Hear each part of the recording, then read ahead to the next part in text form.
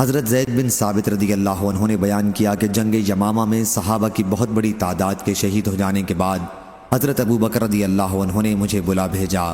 اس وقت عمر رضی اللہ عنہ بھی ان کے پاس ہی موجود تھے۔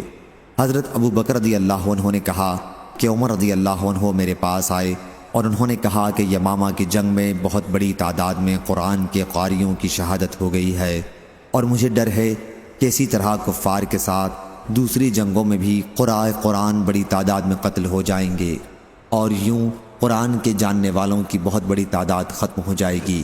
اس لیے میرا خیال ہے کہ آپ قرآن مجید کو باقاعدہ کتابی شکل میں جمع کرنے کا حکم دے دیں۔ میں نے حضرت عمر رضی اللہ عنہ سے کہا کہ آپ ایک ایسا کام کس طرح کریں گے جو رسول اللہ صلی اللہ علیہ وسلم نے اپنی زندگی میں نہیں کیا؟ حضرت عمر رضی اللہ عنہ نے اس کا یہ جواب دیا کہ اللہ کی قسم یہ تو ایک کار خیر ہے۔ عمر رضی اللہ عنہ یہ بات مجھ سے بار بار کہتے رہے۔ آخر اللہ تعالیٰ نے اس مسئلے میں میرا بھی سینہ کھول دیا، اور اب میری بھی وہی رائے ہو گئی جو حضرت عمر رضی اللہ عنہ کی تھی۔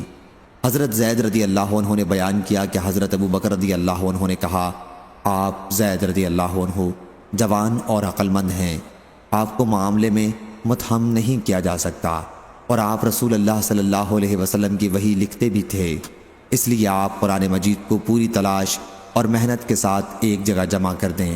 اللہ کی قسم اگر یہ لوگ مجھے کسی پہاڑ کو بھی اس کی جگہ سے دوسری جگہ ہٹانے کے لیے کہتے تو میرے لیے یہ کام اتنا مشکل نہیں تھا جتنا کہ ان کا یہ حکم کہ میں قرآن مجید کو جمع کر دوں۔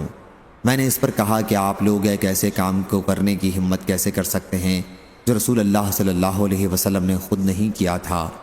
حضرت ابو بکر رضی اللہ عنہ نے کہا، اللہ کی قسم یہ ایک عمل خیر ہے۔ حضرت ابو بکر رضی اللہ عنہ یہ جملہ برابر دہراتے رہے یہاں تک کہ اللہ تعالیٰ نے میرا بھی ان کی اور عمر رضی اللہ عنہ کی طرح سینہ کھول دیا۔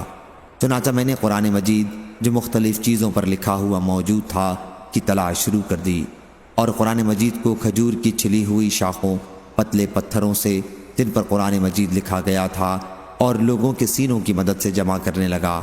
سورہ توبہ کی آخری آیتیں مجھے ابو خزیمہ انصاری رضی اللہ عنہ کے پاس لکھی ہوئی ملیں۔ یہ چند آیات مکتوب شکل میں ان کے سوا اور کسی کے پاس نہیں تھیں۔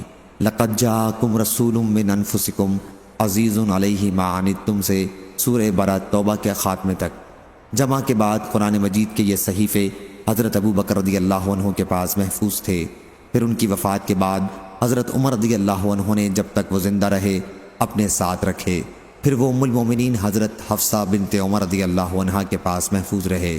صحیح بخاری حدیث نمبر 4986۔